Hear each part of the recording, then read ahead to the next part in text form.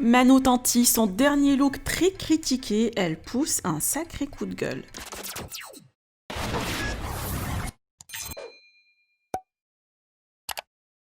Mano Tanti n'a toujours pas intégré le tournage des Marseillais à Dubaï à cause de sa contamination à la Covid-19. Négative depuis quelques jours, elle va bientôt intégrer la villa. Mais avant cela, la maman de Thiago et Angelina a changé de look. Une perruque noire, coupe courte, mais qui n'a pas plu aux internautes. La toile a vivement critiqué Manon et l'a même comparée à une sorcière. Finalement, la Marseillaise a opté pour des mèches blondes et cheveux longs aujourd'hui. La femme de Julien Tanti, hors d'elle, a poussé un sacré coup de gueule. Je vous laisse avec sa mise au point. Qu'avez-vous pensé de son look et de sa réaction? Vous pouvez partager vos avis en commentaire et n'oubliez pas de liker la vidéo et de vous abonner à la chaîne. C'était pas possible. En plus, moi, de base, je préfère blonde. Après, il y en a beaucoup qui me préfèrent brune, mais bon. C'était pas possible. J'étais trop blanche. Je me sens pas de me faire un contouring de la mort qui tue tous les jours. J'aime bien aussi maintenant ne plus trop mettre de make-up. Donc, ça fera moins fade. Comme ça. J'ai suivi aussi vos conseils, vu que vous n'avez pas aimé la perruque que j'ai mis l'autre fois. Donc, pour toutes les personnes qui me dit gentiment merci de m'avoir donné ces conseils là, puis même moi dans tous les cas j'avais pas aimé parce que c'est pas la perruque en elle-même, c'est ma peau qui était trop blanche. Et pour toutes les personnes qui m'ont glow down, glow up, glow machin, glow ton cul heureusement que c'était qu'une perruque. Et puis j'aimerais voir vos gueules à vous, franchement. Toutes les personnes qui me critiquent physiquement, alors bien sûr il y a beaucoup plus jolie que moi, hein, bien évidemment, je dis pas le contraire, au contraire j'ai plutôt tendance à me sous-estimer, j'ai pas forcément énormément confiance en moi. Vous là, les critiqueurs, je veux bien que vous me parliez de glow up, glow down, que je suis fade ou je sais pas quoi, Sœur Bogdanov, ou qu'est-ce que vous m'avez dit aussi là, la famille Adam, je sais plus ce que vous m'avez dit, bref. Vous, montrez-moi vos gueules. Et je vous dirai honnêtement, je vous dirai ah ouais, là franchement, tu peux te permettre de me critiquer physiquement. Mais ça m'étonnerait que 100% des gens qui se permettent de faire ce genre d'article ou ce genre de réflexion puissent se permettre de critiquer physiquement. Envoyez-moi vos corps et votre gueule.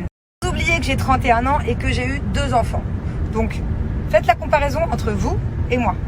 Et puis, on en reparlera bien évidemment qu'il y aura des cas où j'aurai rien à dire. Je te dirai, ouais.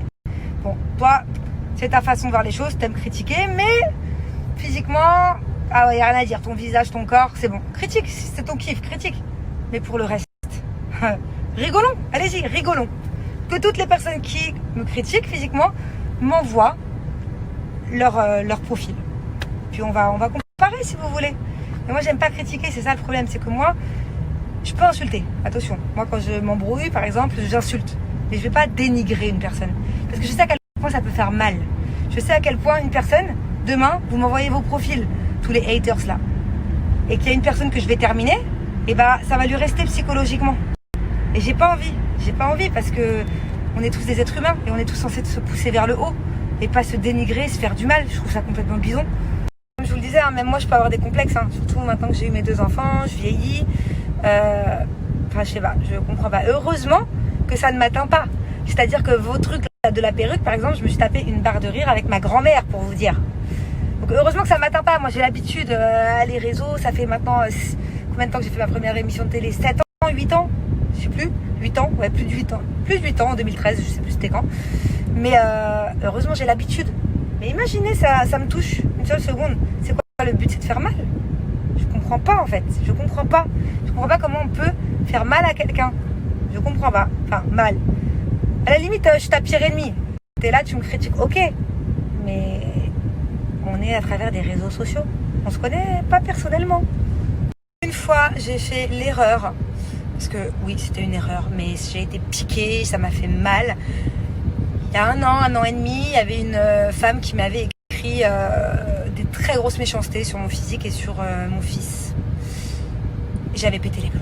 Et je vous avais posté ce commentaire et je vous avais dit qui c'était en fait, qui était la personne qui m'avait posté ça.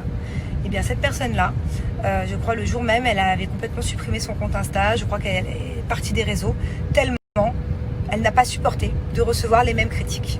Parce que vous aviez été beaucoup à me défendre et à dire qu'elle n'avait pas parlé comme ça du physique de mon fils ou de moi. Et la meuf, elle n'était pas parfaite, loin de là. Et je l'ai terminée. Et vous lui avez envoyé beaucoup de messages et je pense qu'elle l'a très mal vécu. C'est pour ça que je ne veux pas rentrer dans ce jeu-là. Je veux pas rentrer dans ce jeu-là et ça m'a fait de la peine pour cette personne alors qu'elle a pas eu de peine pour mon fils ou pour moi. Mais moi, j'y pense encore et je me suis dit putain, j'aurais pas dû. J'ai craqué à ce moment-là, ça arrive au bout de 6 ans de commentaires des fois négatifs. Pour finir, 90% des gens qui critiquent, ce sont des gens qui sont mal dans leur peau. Parce qu'encore une fois, je vous l'ai déjà dit, quand vous avez le temps de prendre vos téléphones pour faire des montages photos ou pour écrire des textes de critique ou pour insulter, c'est qu'à mon avis, vous êtes mal dans votre peau, intérieurement ou physiquement, je sais pas.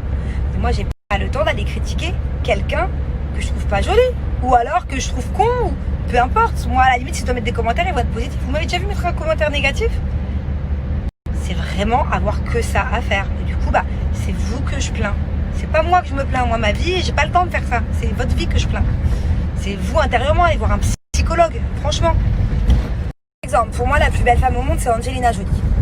Si elle me critiquait, là j'accepterais parce que je me dirais ouais, elle peut ouvrir sa gueule. Je la trouve trop belle, Angelina Jolie. Mais elle, par exemple, jamais de sa vie elle va critiquer un physique de quelqu'un. Elle a le temps pour ça? Non, parce qu'elle est bien dans sa peau.